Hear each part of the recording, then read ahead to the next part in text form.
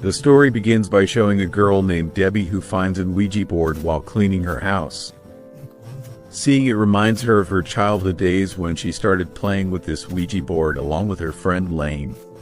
In her childhood, Debbie told her friend that through this Ouija board, one can contact spirits and it is always necessary to say goodbye when ending the game. She was just looking at the board when she got a call from Lane. But before meeting Lane, she burned the Ouija board in the fire and came outside. Lane was actually waiting for her outside so they could go watch a football match together.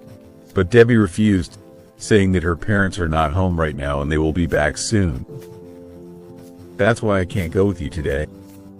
We will meet in the morning. Lane agrees to her. Debbie says goodbye to her and goes back inside the house. It was now her dinner time. She was having dinner alone at home quite comfortably when suddenly, the back door of her house opened. She wasn't scared, but when she looked, there was no one there. She closed the back door and as she returned to the kitchen, she saw that her stove was on by itself. However, when she had left, everything was turned off. Just as Debbie turned off her stove, suddenly she heard a noise coming from the floor above her house. She went to her room and saw the Ouija board on her bed, perfectly intact, as if she hadn't burned it just a while ago. As she moved it slightly, her foot hit the Ouija board's planchette, and as she picked it up and looked through its lens, we see her eye through the lens turn completely white, which meant that she was now possessed and was no longer a normal human. Now Debbie, in her room, took the fairy lights and wrapped them around her neck, then jumped from the first floor, hanging herself and ending her life. In the morning, we are shown Debbie's friend, Lane, who she gave the shocking news that her best friend Debbie, whom she had met the night before, was no longer in this world. That's why Lane's family and some of Debbie's other friends go to Debbie's parents to offer them support. Lane was very disturbed by this incident. She, in Debbie's memory, goes to her room where she finds the Ouija board's planchette. Just then, Debbie's mom also arrives and gives Lane a box containing some things from Debbie and Lane's childhood, meaning some memories of Debbie. Lane takes it home and sees that inside it were many of their old pictures, their friendship bands, and some videos. Seeing all this, Lane spent the whole night remembering Debbie. The next morning, when she went to school, she shared with her friend that even after Debbie's death, she still felt as if Debbie hadn't died at all, that she was somewhere around her, and it seemed like she was trying to say something to her. She wanted to talk to her, and they saw only one way to communicate with Debbie, and it was nothing else but the Ouija board. Lane decides to try the Ouija board with her sister Sarah and the rest of her friend group so they can talk to Debbie. They think about playing this game at Debbie's house because that's where she died. That's why there was a high chance of her being there. Now Lane goes and brings the Ouija board and planchette from her room, after which they all start playing the game. Everyone places their fingers on the planchette. They first start asking if there's anything other than us here to make its presence felt. For some time, nothing happened, but then suddenly the planchette moved to yes, meaning something was there.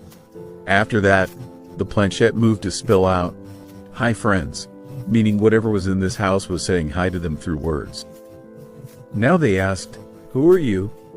And the planchette moved to D, which made them think it was Debbie. They started to express their feelings to Debbie. We miss Debbie a lot. After this, these people also say goodbye, and then planchette too. It feels like she's saying goodbye to Solon as well. As soon as planchette came on goodbye, suddenly the lights in their house went out. As soon as this happened, it surprised everyone quite a bit as to how the lights went out like that. Now, Len and one of his friends go to check the main switch using their mobile's flashlight. As they move forward and pass by the kitchen, they see the stove burning there. When these two move ahead, the friend walking ahead suddenly screamed because there was a mirror in front of him. When everyone came to him and asked why he screamed so loudly, the friend named Pete said that he had just noticed someone's shadow in the mirror. But then someone gave me a strong push from behind. My hand hit the mirror and got injured. All of this was very frightening, so they all immediately came out of the house and went back to their respective homes. But after today, everyone started experiencing strange and bizarre behavior. Like, one of their friends was going somewhere and suddenly a trolley appeared in front of him, almost causing an accident. And then on the wall right in front of him, it was written, "Hi friend." On the other hand, their other friend named Ouija, when she was coming, saw "Hi friends" written on her own car. Even Pete saw "Hi friend" written on his desk. Here, Len also saw "Hi friend" written on his laptop. Now, something very strange started happening to them, and all of them became very worried.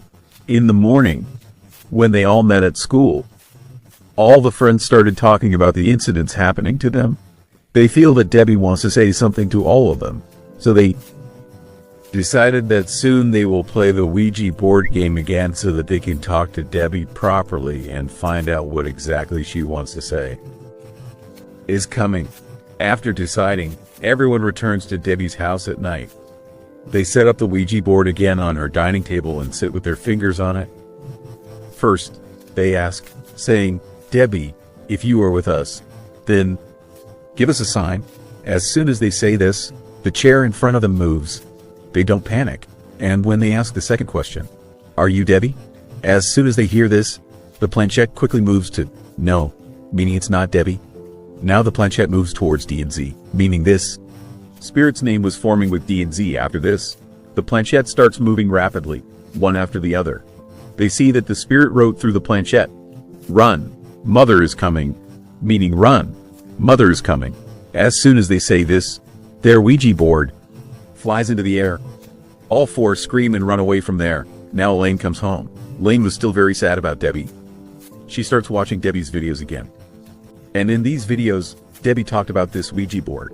Actually, this board, which was called a Ouija board, wasn't originally hers. She found it in this house. It belonged to the previous owners of the house. She found it while cleaning the attic.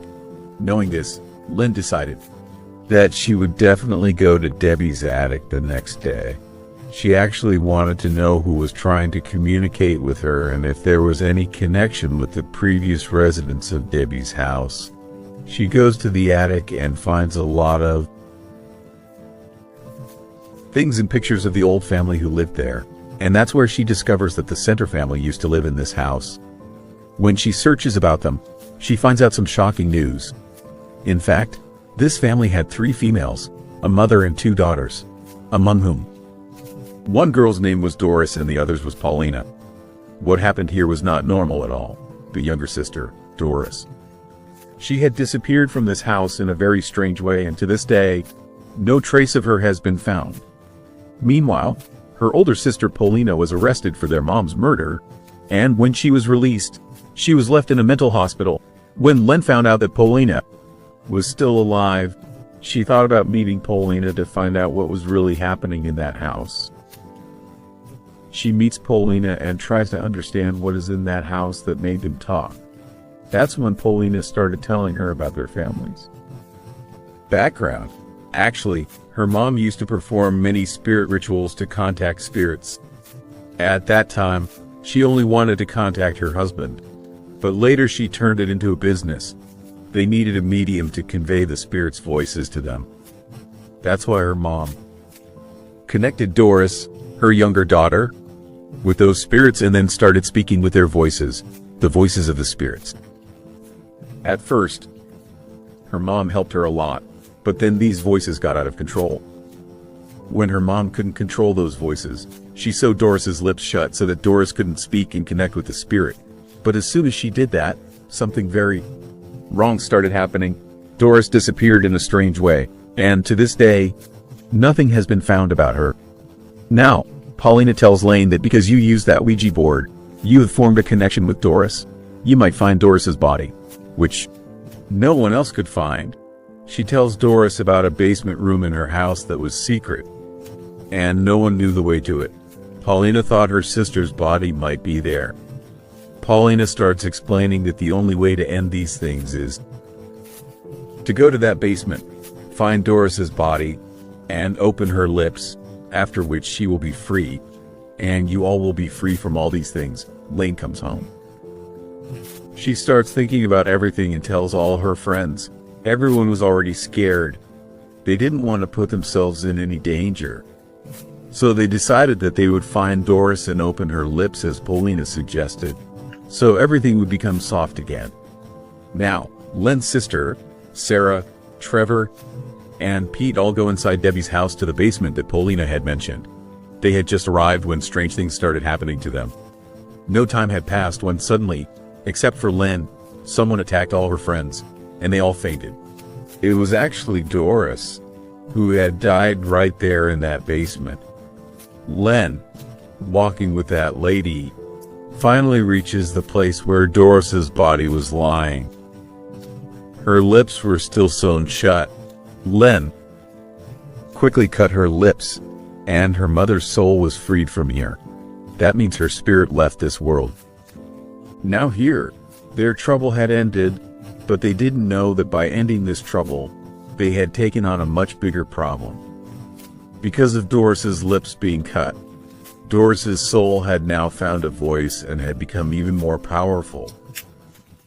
They didn't realize this at the time, but they did the next day when Doris posed and sealed his lips just like hers had been sealed. After that, he was killed. Knowing this, Len quickly goes to Paulina to ask her what exactly is happening to them, as she had said. According to her, they had done everything. But despite that, how did one of their friends die? And why were his lips sewn shut just like Doris's were? Hearing this, Paulina started laughing like crazy.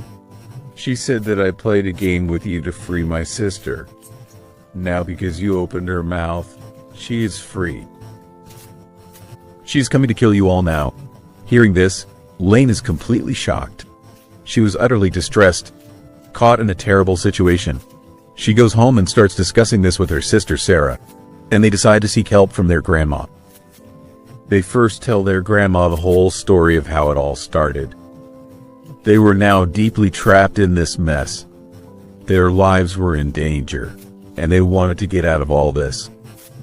Grandma says that if the Ouija board is connected to Doris, then burning the Ouija board and Doris's body together will end all these dangers, and you will be free, saving your life.